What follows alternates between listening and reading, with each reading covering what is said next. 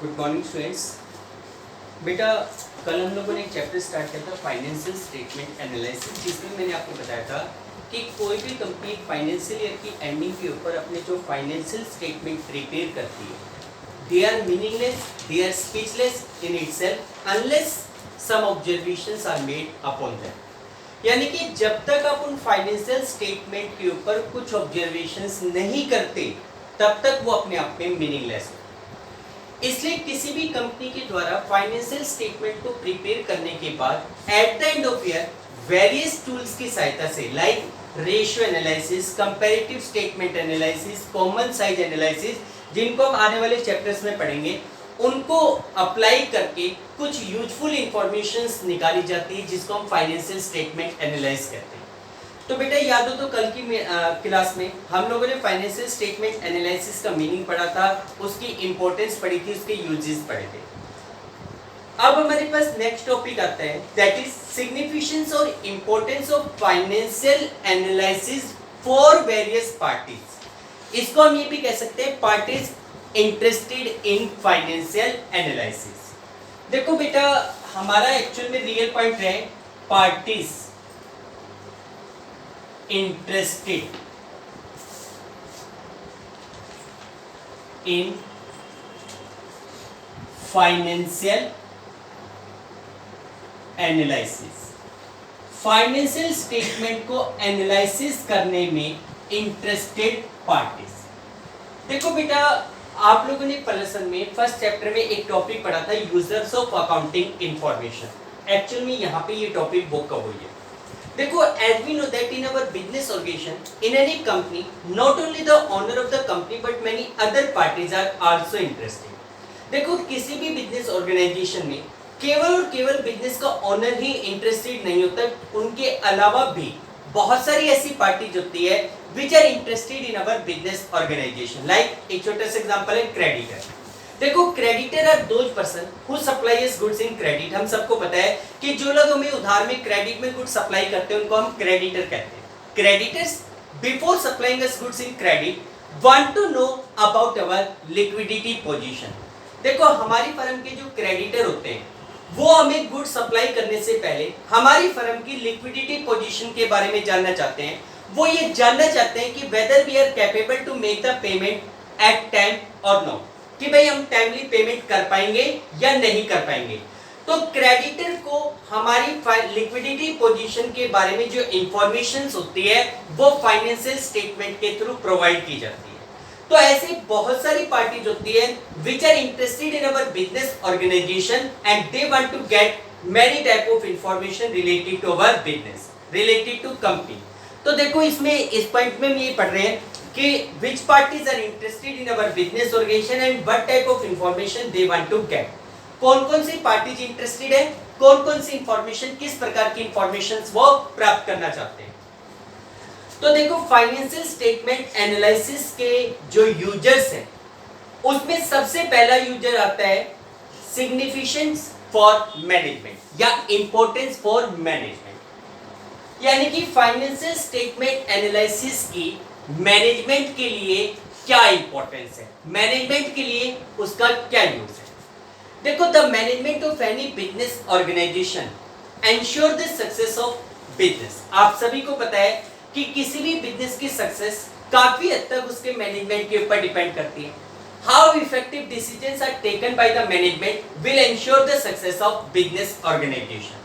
यानी कि मैनेजमेंट कितने इफेक्टिव डिसीजंस लेता है ये बिजनेस की सक्सेस को एंश्योर करेगा। ठीक है, अब आप ये देखो कि to take the decision to make the plans management required many type of information.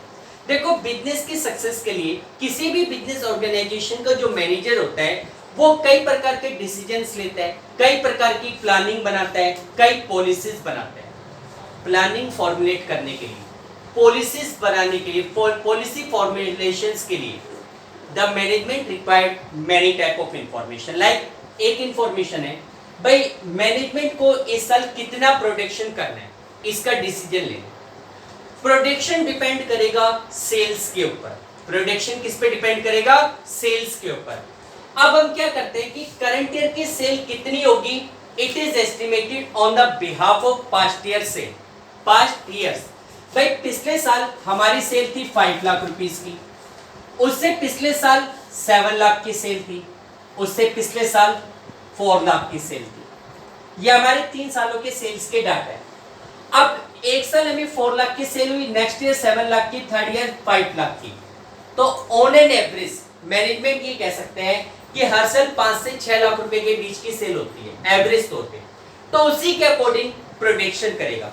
अब आप देखो कि अगर सेल से रिलेटेड डाटा मैनेजमेंट के पास अवेलेबल नहीं होंगे, how they will decide that how much production they should make, यानी कि वो कैसे डिसाइड करेंगे कि इस साल टोटल प्रोडक्शन कितना होना चाहिए। तो therefore we can say that to make the plans and to create for the formulations of different policies, management required many type of useful information which is provided through the financial statement analysis। ज्यादा detail में नहीं, 2-3 लाइनों में ही लिखेंगे कि management required many type of information for the planning and for the policies। These informations are provided through the financial statement analysis। Financial statement analysis के through इस प्रकार की useful information, such kind of useful information is provided to the manager। उसके बाद second party आती है, that is significance for investors। Significance for investors। Financial statement analysis का investors के लिए क्या benefit है? देखो, investors are those persons who invest in our business. Before investing money into any company, any organisation, the investor want to know about the profitability and dividend paying capacity. देखो, अगर आज मैं किसी कंपनी के shares खरीदना चाहता हूँ, किसी कंपनी की कोई अदर सिक्योरिटी खरीदना चाहता हूँ, तो I will be called potential investors. अब आप देखो कि किसी भी कंपनी के शेयर्स खरीदने से पहले, किसी भी कंपनी की कोई भी सिक्योरिटीज खरीदने से पहले मैं उस कंपनी की प्रॉफिटेबिलिटी और डिविडेंड कैपेसिटी के बारे में जानना चाहूंगा। अब मेरे पास मान लो लेट्स सपोज मेरे पास 10 लाख रुपए पड़े हुए हैं, I want to invest that money. लेकिन ऐसा नहीं कि ब्लाइंडली मैं कह दूंगा यार किसी भी कंपनी के मार्केट में जाओ शेयर्स खरीद के ले आओ, ऐसा नहीं होगा। किसी भी कंपनी में पैसा इन्वेस्ट करने से पहले, किसी भी कंपनी की सिक्योरिटीज को परचेज करने से पहले मैं डिटेल इन्वेस्टिगेशंस करूंगा कि how much profit is earn by the company in a year, how much dividend is allowed by the company. भाई कोई भी कंपनी कितना डिविडेंड देती है, उसके प्रॉफिट की कंडीशंस क्या है। अगर कोई कंपनी कंटिन्यूअसली लॉस में चल रही है तो क्या हमें उस कंपनी में पैसा इन्वेस्ट करना बेनिफिशियल होगा? नहीं होगा, कोई इन्वेस्ट नहीं करेगा। इसका मतलब before investing the money I want to know about the profitability and the dividend capacity. मैं उस फर्म, उस कंपनी के डिविडेंड और प्रॉफिटेबिलिटी की कंडीशन को चेकआउट करना चाहता हूं, and this information is provided through the financial statement analysis. ठीक, उसके बाद नेक्स्ट पार्टी आती है, that is significance for creditors. Creditors के लिए क्या इंपॉर्टेंस है? देखो, significance for creditor, creditor are those persons, मतलब कि क्रेडिटर के लिए क्या इंपॉर्टेंस है? आपको पता है क्रेडिटर कौन है? Who are creditors? Creditors are those person who supply us goods in credit. Creditor वो व्यक्ति होते हैं जो हमें क्रेडिट में गुड्स सप्लाई करते हैं, but before supplying us goods in credit they want to know about our liquidity position. वो हमारी लिक्विडिटी के बारे में जानना चाहते हैं। ठीक है, creditors are those person who supply us goods in credit, and before supplying us goods in credit they want to know about our liquidity position, because through liquidity it is decided whether we are capable to make the payment at time or no। भाई liquidity से ही पता चलेगा कि हम timely उनको payment कर पाएंगे या नहीं कर पाएंगे। The situations of liquidity is provided through the financial statement analysis to the creditor। यानी कि क्रेडिटर को फाइनेंशियल स्टेटमेंट एनालिसिस के थ्रू हम अपनी लिक्विडिटी के बारे में इंफॉर्मेशन प्रोवाइड कर सकते हैं। ठीक, उसके बाद देखो आपकी बुक में क्रेडिटर को 2 पार्ट में डिवाइड किया हुआ है, एक है क्रेडिटर शॉर्ट टर्म क्रेडिटर और एक है लॉन्ग टर्म क्रेडिटर। एक्चुअल में जो लॉन्ग टर्म क्रेडिटर होते हैं वो लॉन्ग टर्म के लिए लोन प्रोवाइड करते हैं, जिनको हम फाइनेंशियल इंस्टीट्यूशंस में इंक्लूड करेंगे। Creditor word is used just for the person who supply us goods in credit. तो जैसा मैंने बताया उसी के अकॉर्डिंग आप लिखना। फिर उसके बाद आता है हमारे पास सिग्निफिकेंस फॉर गवर्नमेंट। देखो कोई भी कंपनी, कोई भी ऑर्गेनाइजेशन एक कंट्री में वर्क करते हैं, ठीक है, उस कंट्री की जो गवर्नमेंट होती है वो उस बिजनेस के बारे में इंटरेस्ट रखती है, यानी कि वो उस बिजनेस की इंफॉर्मेशन जानना चाहती है। क्यों? क्योंकि देखो गवर्नमेंट ये चाहती है कि हमारी कंट्री का वेलफेयर, हमारी कंट्री ग्रो करे, हमारी कंट्री में ग्रोथ होनी चाहिए। और ग्रोथ किसके थ्रू होगी? इंडस्ट्रियलाइजेशन के थ्रू। जब इंडस्ट्रीज बढ़ेगी, इंडस्ट्रीज प्रोग्रेस करेगी, तो कोई भी कंपनी है, कोई भी ऑर्गेनाइजेशन है, उसमें गवर्नमेंट का भी कहीं ना कहीं इंटरफेयर होता है। Government want to get the information related to profitability and financial conditions of company, so that government may decide whether this company need any financial assistance or other type of assistance or not. आपको पता है बहुत सारी ऐसी company, बहुत सारे ऐसे organisations हैं which are providing many type of assistance या help from the government. बहुत सारे ऑर्गेनाइजेशंस हैं जिनको गवर्नमेंट लोन देती है। अभी आप लोगों ने देखा होगा कोरोना का जो टाइम पीरियड चल रहा है, उस टाइम पीरियड में हमारे जो ऑनरेबल प्राइम मिनिस्टर है मोदी जी, उन्होंने एक डिक्लेरेशन किया था कि हम 20 लाख करोड़ रुपए का पैकेज इंडस्ट्रीज के लिए घोषित करते हैं। एक्चुअल में वो 20 लाख करोड़ का पैकेज क्या है कि भाई जो इंडस्ट्री स्मॉल स्केल के ऊपर है, इफेक्टिव बहुत ज्यादा हुई है कोरोना काल की वजह से, तो उन इंडस्ट्रीज को फाइनेंशियल असिस्टेंस की रिक्वायरमेंट होगी, वो असिस्टेंस हम प्रोवाइड करते हैं। तो इसी प्रकार government want to know about the financial condition, profitability of the business, so that government may decide whether these organizations need any financial assistance or other type of assistance or no. ठीक है, तो financial statement analysis provide useful information to the government. Financial statement analysis government को भी useful information provide करता है। उसके बाद अगला पॉइंट आता है that is significance for financial institutions. देखो financial institutions means those organization which provide us loan facility, यानी कि फाइनेंशियल इंस्टीट्यूशंस में वो इंस्टीट्यूशंस, वो ऑर्गेनाइजेशंस इंक्लूड होते हैं जो हमें लोन फैसिलिटी प्रोवाइड करते हैं, which provide us loan, ठीक है। But before providing us loan they want to know about our financial position. देखो आज अगर मैं किसी बैंक के पास जाऊं और मैं कहूं जी मुझे 10 लाख का लोन चाहिए, बैंक बिना मेरी फाइनेंशियल कंडीशन को चेकआउट करे, बिना मेरे इनकम सोर्सेज को चेक किए मुझे लोन प्रोवाइड नहीं करेगा।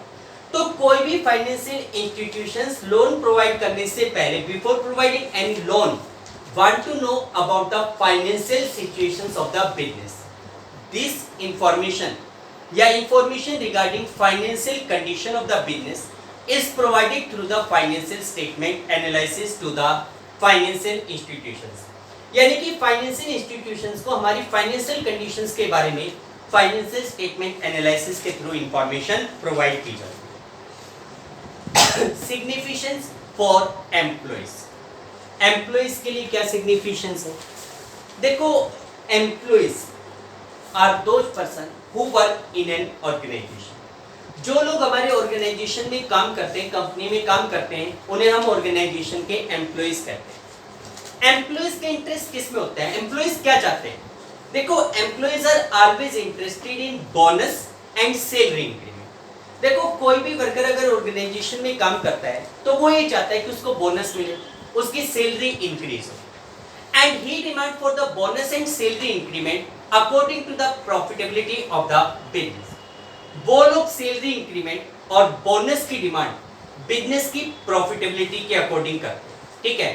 तो it means employees are interested to know about the profitability of the business, accordingly they can demand for the bonus and the salary increment. सोच के देखो कि अगर मान लो हमारा ऑर्गेनाइजेशन लॉस में चल रहा है, इस साल भी हमें लॉस हुआ, कोई वर्कर आकर ये कहे कि जी मेरी सैलरी इंक्रीज कर दो, क्या ऑर्गेनाइजेशन सैलरी को इंक्रीज करेगा? नहीं करेगा, बल्कि उस वर्कर को हटा देगा। तो कोई भी वर्कर ऑर्गेनाइजेशन में सैलरी इंक्रीमेंट या बोनस की डिमांड तब करता है जब ऑर्गेनाइजेशन प्रॉफिट में चलता है, ठीक है। तो फाइनेंशियल स्टेटमेंट एनालिसिस के थ्रू वर्कर को, एम्प्लॉइज को ऑर्गेनाइजेशन की प्रॉफिटेबिलिटी के बारे में इंफॉर्मेशन प्रोवाइड की जाती है। उसके बाद नेक्स्ट पॉइंट आता है significance for stock exchange authorities. देखो बेटा आपको पता है कि आज की डेट में कोई भी कंपनी है जिसकी सिक्योरिटी शेयर डिबेंचर बॉन्ड वगैरह मार्केट में इशू है, वो किसी न किसी स्टॉक एक्सचेंज में अपने आप को लिस्टेड करवाती है ताकि वहां पर उसकी सिक्योरिटीज में डील किया जा सके, ठीक है, ताकि उसकी सिक्योरिटी को वहां पे खरीदा और बेचा जा सके। अब आप देखो कि कोई भी स्टॉक अथॉरिटीज जो स्टॉक एक्सचेंज होते हैं, स्टॉक एक्सचेंज में सिक्योरिटीज की जो प्राइसेस होते हैं they are decided on the basis of various information. अगर आप देखो किसी कंपनी में इस साल एक्स्ट्रा ऑर्डिनरी प्रॉफिट हो गया, इमीडिएटली उस कंपनी के शेयर प्राइस इंक्रीज हो जाएंगे। कंपनी अगर हायर डिविडेंड डिक्लेयर करती है, स्टॉक एक्सचेंज पे प्राइस इंक्रीज हो जाएंगे। किसी कंपनी में अगर कोई फ्रॉड डिस्क्लोज होता है, कंपनी के प्राइस तुरंत, शेयर्स के प्राइस तुरंत रिड्यूस हो जाएंगे। तो स्टॉक एक्सचेंज में जो प्राइसेस होते हैं they are to be decided on the basis of various information of the company which is provided through the financial statement analysis. तो हम ये कहेंगे कि stock exchange want to know about the profitability, earning per share capability of the company, accordingly the price of securities of that company is decided. उसी के according उस company के securities के प्राइस को डिसाइड किया जाता है, ठीक है। इसके बाद नेक्स्ट पॉइंट आता है that is significance for taxation authority. देखिए taxation authorities are interested in tax liability of the business. They want to know that how much tax is to be paid by the business organisation. भाई एक company, एक organisation कितना tax pay करेगी। तो information related to tax liability can be obtain through the financial statement analysis. Financial statement analysis के थ्रू ही taxation authority को बिजनेस की टैक्स लायबिलिटी के बारे में इंफॉर्मेशन मिलती है। Significance for researcher. रिसर्चर कौन होते हैं? देखो रिसर्चर आर दोज पर्संस या those organisation which make the research work regarding profitability, sales, level of competition etcetera. यानी कि रिसर्चर वो लोग होते हैं या वो ऑर्गेनाइजेशंस होते हैं जो कई प्रकार के रिसर्च करते हैं। On the basis of this research many type of principle are developed. So therefore they want to get the information related to company which is provided through the financial statement analysis to the researcher। ठीक है बेटा, other parties की importance छोड़ दो, other party में और जितने बच गए उन सब के लिए इंपॉर्टेंस है, कस्टमर हुआ या कोई भी बंदा जो इंक्लूड है। अब इसके बाद हम बात करते हैं लिमिटेशंस ऑफ फाइनेंशियल एनालिसिस। देखो अब हमारा नेक्स्ट टॉपिक आता है दैट इज लिमिटेशंस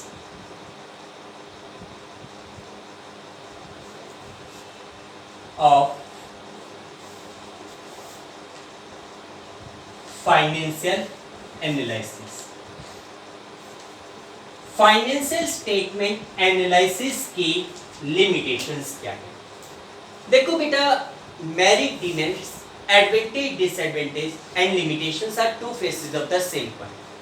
आप लोगों ने पढ़ा कि financial statement analysis is very much important because it provide us many type of useful information. आप किसी भी बिजनेस के फाइनेंशियल स्टेटमेंट्स के थ्रू कई प्रकार की यूजफुल इंफॉर्मेशंस को ड्राइव करते हो जो बिजनेस के लिए बहुत ज्यादा बेनिफिशियल होती है, ठीक है। देखो जो फाइनेंशियल स्टेटमेंट एनालिसिस के थ्रू जो इंफॉर्मेशंस हमें मिलती है वो इंफॉर्मेशन न केवल बिजनेस ऑर्गेनाइजेशन लेकिन कई अदर पार्टीज के लिए भी इंपॉर्टेंट होती है। लेकिन देखो फाइनेंशियल स्टेटमेंट एनालिसिस की इतनी ज्यादा इंपॉर्टेंस होने के बाद भी इसकी कुछ लिमिटेशंस है, कुछ कमियां हैं। और वो कमियां, वो लिमिटेशंस क्या हैं? पहली लिमिटेशंस आती है लिमिटेशंस ऑफ फाइनेंशियल स्टेटमेंट। पहली लिमिटेशंस है limitation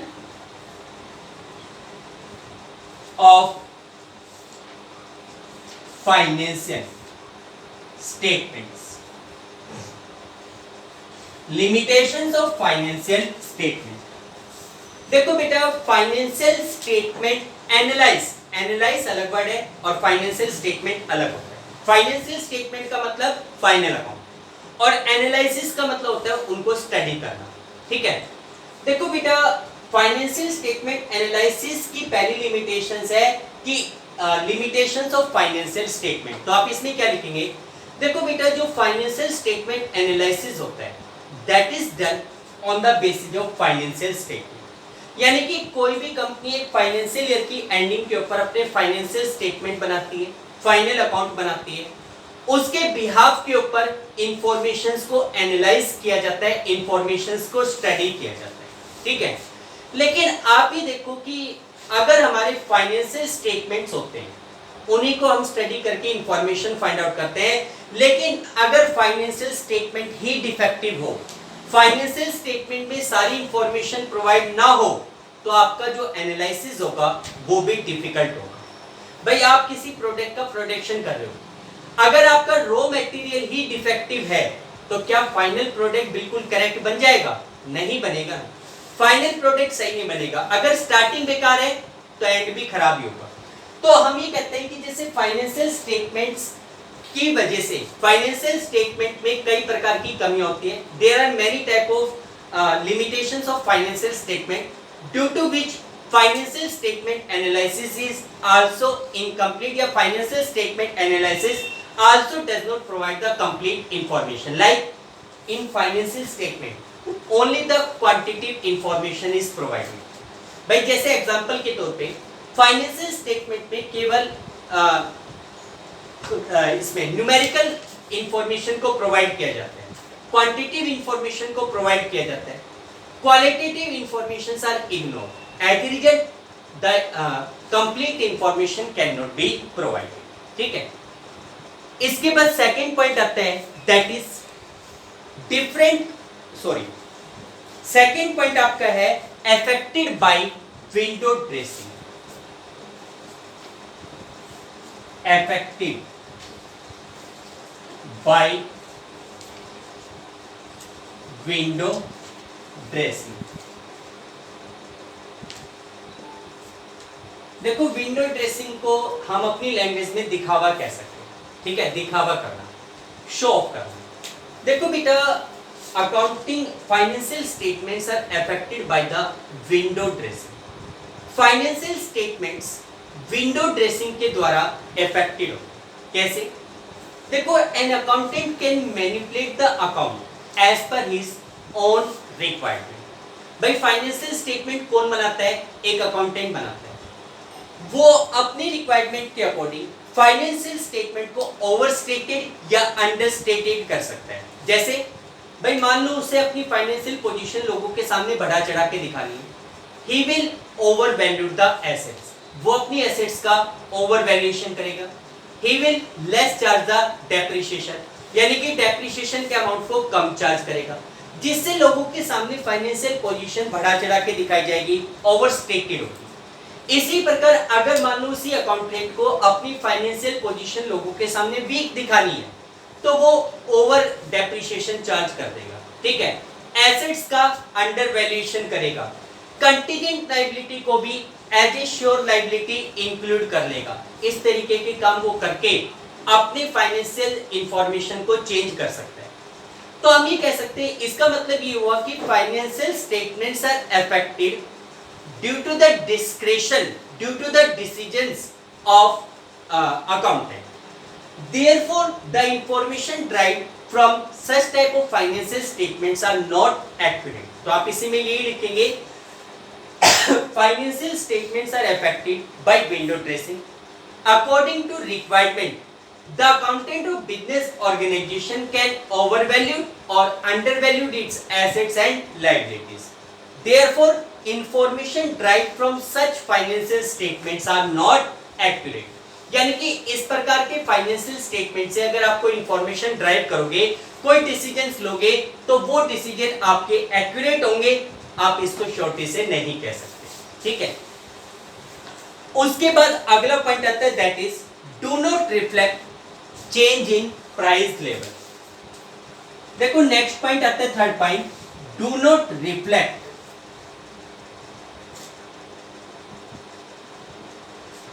change in price level.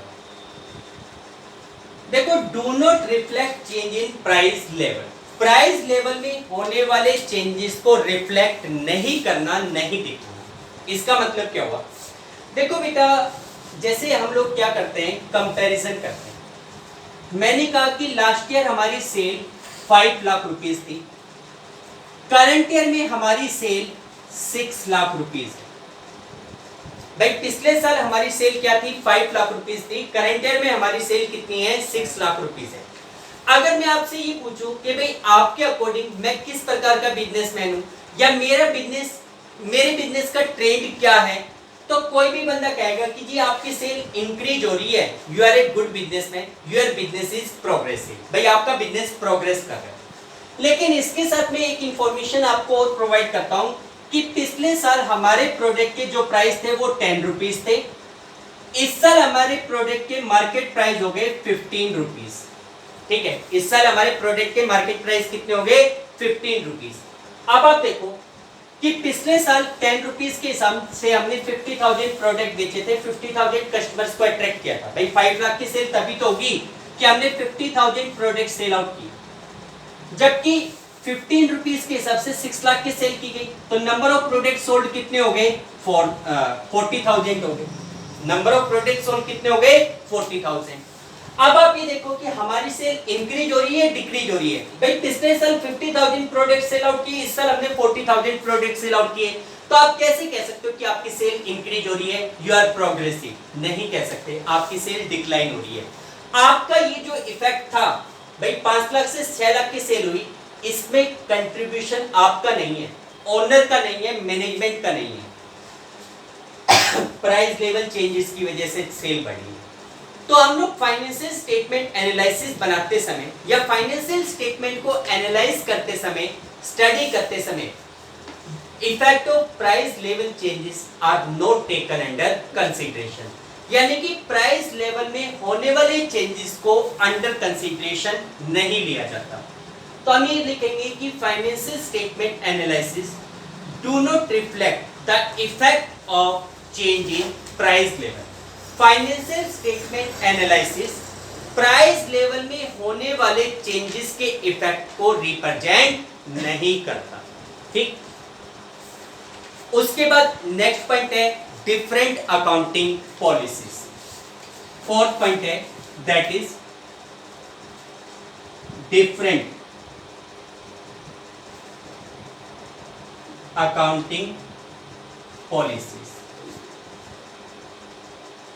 देखिए डियर, हम लोगों ने स्टडी किया था कि every business firm want to make a comparative study of its business result with other firms result और with its own past year result. हर बिजनेस फर्म अपने बिजनेस रिजल्ट का कंपैरिजन दूसरी फर्मों से या अपने ही पास्ट ईयर रिजल्ट से करना चाहती है। Every business firm want to make a comparative study of its business result with other firms result और with its own past year result. लेकिन देखो, comparison is possible only when we are adopting the same policy in every year और two firms are adopting the same policy. देखो, comparison करना तभी possible है जब दो फर्मों की एक जैसी पॉलिसी। अगर दो firm, if two firms are adopting different type of policies, then comparison is not suitable. Like हमारे पास कोई मशीन है 10 लाख रुपीस की, एक दूसरी कंपनी है वाई लिमिटेड, उसके पास भी कोई मशीन है 10 लाख रुपीस की। ठीक है, हम लोग डेप्रिसिएशन लगाते हैं स्ट्रेट लाइन मेथड से एट द रेट ऑफ 10%। हमने पहले साल 1 लाख का डेप्रिसिएशन लगाया, दूसरे साल भी 1 लाख का, तीसरे साल भी 1 लाख। जबकि वाई लिमिटेड पहले साल 1 लाख का डेप्रिसिएशन, दूसरे साल 90,000 रुपीज का डेप्रिसिएशन और तीसरे साल में 81,000 रुपीज का डेप्रिसिएशन लगा। अब वाई लिमिटेड और x limited at the end of year अपने प्रॉफिट और लॉस की कैलकुलेशन करेगी, तो ये तो अपने प्रॉफिट में से 1 लाख का प्रॉफिट, 1 लाख का डेप्रिसिएशन कम करेगी, जबकि ये फर्म 81 का डेप्रिसिएशन कम करेगी, जिसका रिजल्ट ये होगा कि वाई लिमिटेड का प्रॉफिट ज्यादा आएगा। भाई वाई लिमिटेड ने डेप्रिसिएशन का कम अमाउंट चार्ज किया थर्ड ईयर में, तो उसकी वजह से उसका प्रॉफिट ज्यादा आएगा। अब अगर दोनों फर्में आपस में कंपैरिजन करें थर्ड ईयर में जाके, एक्स लिमिटेड ये कहती है कि भाई मैंने 70 का प्रॉफिट कमाया, वाई लिमिटेड कहती है मैंने 80 का प्रॉफिट कमाया। नॉर्मली कोई नहीं कहेगा कि वाई लिमिटेड बेटर है, लेकिन वाई लिमिटेड बेटर नहीं है, बेटर एक्स लिमिटेड है, क्योंकि वाई लिमिटेड ने इसके कंपैरेटिवली 90,000 रुपीस का प्रॉफिट कम दिखाया है। ठीक है, तो इसलिए हम कहते हैं कि दो फर्मों में या दो अकाउंटिंग पीरियड में कंपैरिजन किया जाता है, but this comparison is possible only when, या this comparison is suitable only when two firms are adopting same policy. If two firms or in two different years the policies are changed, the comparison will not be suitable. अगर policy change हो रही है तो comparison suitable नहीं होगा। उसके बाद next आता है effect of personal ability and bias of analyst. देखो बेटा, effect of personal ability and bias of analyst, इसका मतलब क्या होता है? देखो, financial statement analysis is also affected due to personal ability and bias of different analyst. अलग अलग एनालिस्ट, एनालाइज करने वाले पर्संस को एनालिस्ट कहा जाता है। डिफरेंट एनालिस्ट की अलग अलग ओपिनियन होती है। ये बिल्डिंग है, इस बिल्डिंग की क्या वैल्यू है? मेरे अकॉर्डिंग इस बिल्डिंग की वैल्यू 50 लाख है, किसी दूसरे के अकॉर्डिंग 60 और तीसरे के अकॉर्डिंग 70 हो। यानी कि डिफरेंट एनालिस्ट किसी डिफरेंट चीज को अलग अलग वे में, सेम चीज को अलग अलग वे में इंटरप्रेट करेंगे, एक्सप्लेन करेंगे। As a result the financial statement analysis of different analyst will be different. एक ही कंपनी के फाइनेंशियल स्टेटमेंट को तीन अलग अलग अकाउंटेंट ने एनालाइज किया, तीनों के अलग अलग ओपिनियन आए। तीनों की ओपिनियन एक जैसी नहीं होगी, क्योंकि तीनों एनालिस्ट के अपने पर्सनल व्यूज होते हैं। तो हम ये लिखेंगे many times financial statements are changed, financial statement analysis are different of different analysts because of their different policies and bias। Her analyst की अलग अलग पॉलिसी होती है, अलग अलग ओपिनियन होती है, डिफरेंट बियास होते हैं। As a result the financial statement analysis of different analysts will be different। उसके बाद अगला पॉइंट आता है that is difficulty in forecasting. देखो, डिफिकल्टी इन फोरकास्टिंग, फोरकास्टिंग का मतलब होता है प्रेडिकेटिंग द फ्यूचर। भाई, फोरकास्टिंग का मतलब होता है प्रेडिकेटिंग द फ्यूचर, फ्यूचर के बारे में अनुमान लगाना, दैट इज कॉल्ड फोरकास्टिंग। हम नहीं कहते थे यार आज मौसम बढ़िया हो रहा है, बारिश हो सकती है, दिस इज कॉल्ड फोरकास्ट करना। ठीक है, देखो, any businessman through the financial statement informations forecast the future activities. भाई, हर बिजनेसमैन, हर कंपनी फाइनेंशियल स्टेटमेंट की इंफॉर्मेशंस के बिहाफ के ऊपर फ्यूचर को फोरकास्ट करते हैं। लाइक भाई, मान लो मेरी सेल है, पहले साल 5 लाख की सेल है, अगले साल 6 लाख की सेल है और नेक्स्ट ईयर 7 लाख की। इसलिए 3 सालों के ये सेल के डाटाज आपके सामने। अब आप देखो कि इन सेल के डाटा को देखकर कोई भी बंदा ये कहेगा कि भाई बिजनेस की सेल कंटिन्यूअसली इंक्रीज हो रही है, तो नेक्स्ट ईयर भी हमारी सेल इंक्रीज होगी और वो मोर देन 7 लाख रुपीज होगी। क्या होगी? More than 7 lakh. भाई, पहले साल 5, फिर 6, फिर 7, तो हिसाब तो ये कहता है कि नेक्स्ट ईयर हमारी सेल 8 लाख होनी चाहिए, यानी कि मोर देन 7 लाख होनी चाहिए। उसी के अकॉर्डिंग मान लो मैनेजमेंट ने एक्सेस प्रोडक्शन का ऑर्डर दे दिया, भाई ये कह दिया कि 7 लाख से ऊपर की सेल होगी, उसी के हिसाब से प्रोडक्शन करो। लेकिन आपको पता है फ्यूचर अनसर्टेन है, it can not B predicated with 100% of accuracy.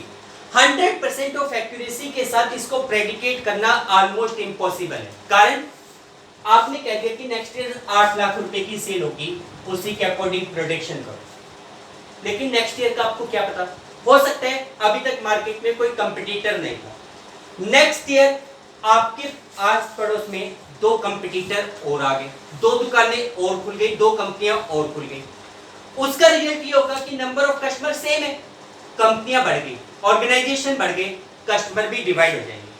तो हो सकता है आपकी सेल बढ़ने की जगह घट जाए, रिड्यूस हो जाए। तो आप ये कह सकते हैं कि on the basis of financial statement analysis we predicate the future, we forecast the future activity, but future is completely uncertain, it cannot be predicated with accuracy, future is uncertain and therefore it cannot be predicated with accuracy, accuracy के साथ इसको predicate करना almost difficult। उसके बाद next point है lack of qualitative analysis। देखो, lack of qualitative analysis. Information दो प्रकार की होती है, क्वांटिटिव एंड क्वालिटेटिव। क्वांटिटिव यानी कि which is measurable in numerical terms, 10 lakh का प्रॉफिट, 5 लाख की सेल, 7 लाख के expenses, these are quantitative information. लेकिन कुछ इंफॉर्मेशन जो न्यूमेरिकल प्रोजेक्ट नहीं हो सकती उनको कहते हैं qualitative information, like harmonious relationship between employer and employees, agreement with supplier for continuous supply, the management of business is a graduate from Oxford university, level of collaboration etcetera. ये कुछ ऐसी information है जो क्वालिटेटिव इंफॉर्मेशन होती है। Account financial statement only provide the quantitative information which can be presented in numerical terms, but qualitative information, whether it may be of any importance for business organization, is not presented through the financial statement। तो आप इसमें क्या लिखेंगे कि financial statement analysis only provide those information which can be presented in numerical terms, any qualitative information whether it may be of any importance for us is not presented by the financial statements। यानी कि कोई भी information जो qualitative होती है, चाहे वो हमारे लिए कितनी भी इंपॉर्टेंट क्यों ना हो, फाइनेंशियल स्टेटमेंट्स के थ्रू उसको प्रेजेंट नहीं किया जाता। उसके बाद लास्ट पॉइंट आता है limited use of single years analysis of financial statements. देखो बेटा, हम लोग फाइनेंशियल स्टेटमेंट को एनालाइज करते हैं, but this analysis is beneficial only when more than 1 year data is analysed. If only single year data is analysed, it will be of less important for us. अगर आप देखो जैसे पिछले 3 साल की सेल के ब्याह पर आप एस्टिमेट कर सकते हो नेक्स्ट ईयर की सेल 8 लाख होगी, लेकिन अगर मैं ये कहूं कि भाई करंट ईयर में हमारी सेल 5 लाख रुपीस है, तो आप क्या अनुमान लगाओगे? नेक्स्ट ईयर की सेल इंक्रीज होगी या डिक्रीज? आप कहोगे जी इंक्रीज। मैं कहूंगा पिछले साल सेल थी 7, उससे पिछले साल थी 10, अब बताओ आपने कहा इंक्रीज, जबकि मेरे अकॉर्डिंग डिक्रीज आ रहा है। ठीक है, तो आप किसी भी फ्यूचर को फोरकास्ट करते हो वो तब करते हो जब आप एक से ज्यादा सालों के डाटा को एनालाइज करते हो। तो आप ये लिखेंगे कि financial statement analysis is useful if only more than 1 year data is analyzed. If a single year data is analyzed, it will have limited uses। अगर एक ही साल की डाटा को आप एनालाइज करोगे, स्टडी करोगे, तो उसके लिमिटेड यूजेस होंगे। क्लियर बेटा? तो देखो बेटा, ये आपका चैप्टर कंप्लीट हो गया। ठीक है, फाइनेंशियल स्टेटमेंट एनालिसिस का। ठीक, नेक्स्ट क्लास में हम लोग नेक्स्ट चैप्टर सॉल्व करेंगे। आज के लिए इतना काफी है। Okay, thank you, have a nice day.